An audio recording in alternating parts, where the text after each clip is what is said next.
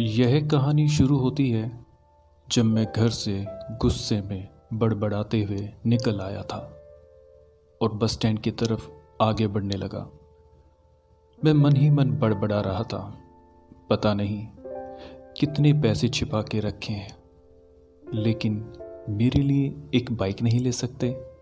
अब मैं यहाँ से चला जाऊँगा और तब तक वापस नहीं आऊँगा जब तक मैं खुद के पैसों से बाइक नहीं खरीद लेता।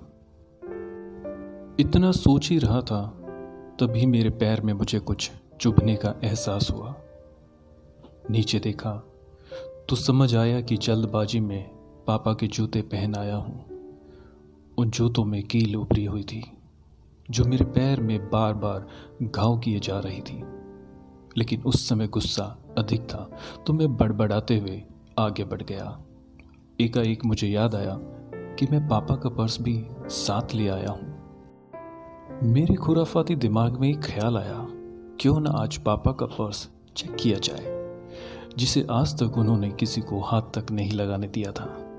पता नहीं कौन सा खजाना छुपा है इस पर्स में जो किसी को हाथ ही नहीं लगाने देते थे। जब मैंने पापा का वह पुराना पर्स खोल कर देखा तो उसमें पैसे तो नहीं मिले, लेकिन पैसों की जगह पर एक डायरी रखी हुई थी। तब मैंने सोचा, ओह, तो यहाँ खजाना छुपा रखा है। मैं समझ रहा था कि यहाँ पापा ने लिखा होगा कि किससे कितने पैसे लेने हैं और किसको कितने पैसे दिए हैं, लेकिन मैं गलत था। जब मैंने उस छोटी सी डायरी का पहला पेज खोलकर देखा तो वहां पर जो लिखा था वह थोड़ा सीरियस कर देने वाला था।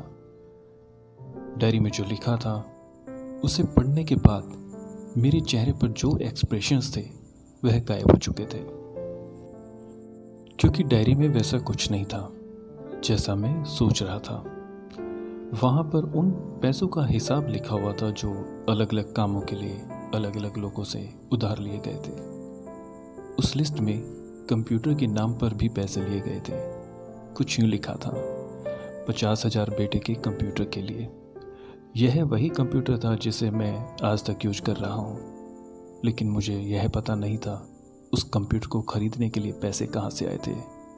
लेकिन आज पता चल रहा था।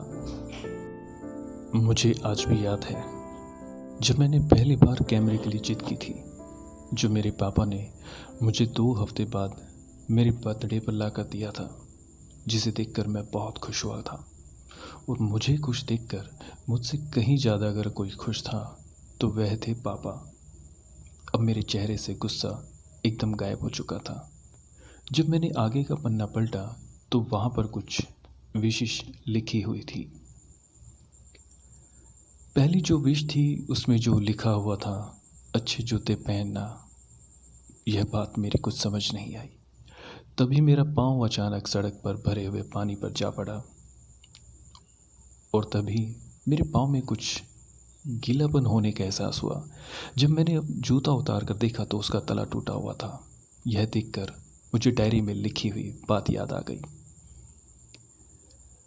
तभी मुझे माँ पापा की कई बातें भी याद आ रही थी कि कैसे माँ जब कहा करती थी पापा से, अब तो जूते पुराने हो गए हैं, नए ले लीजिए, तो पापा अक्सर यह कहकर टाल दिया करते थे, जूते अभी और चलेंगे, अभी कुछ दिन पहले ही तो लिए थे।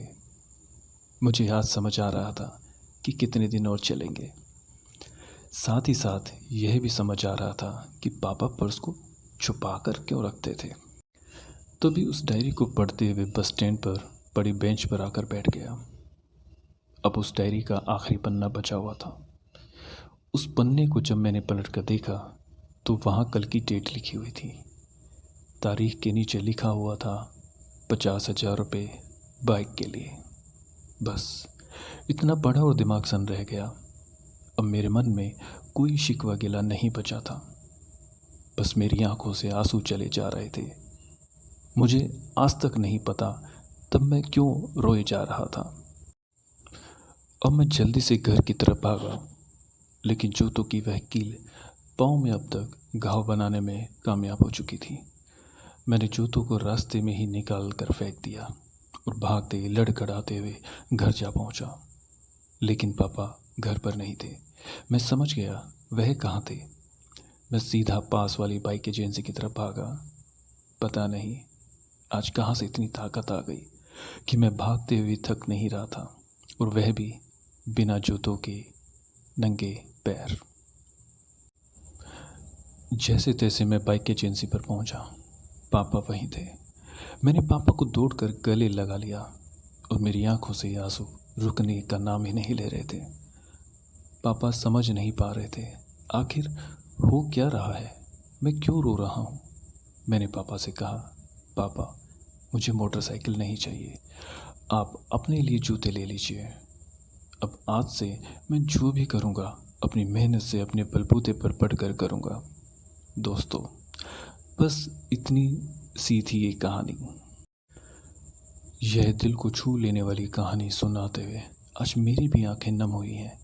मैं आज आपसे कहना चाहूँगा, ठीक ऐसे ही होते हैं हमारे पिता।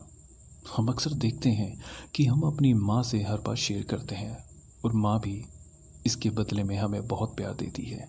लेकिन एक शख्स ऐसा भी होता है जो हमसे छुप कर प्यार करता है, वह होते हैं हमारे पिता।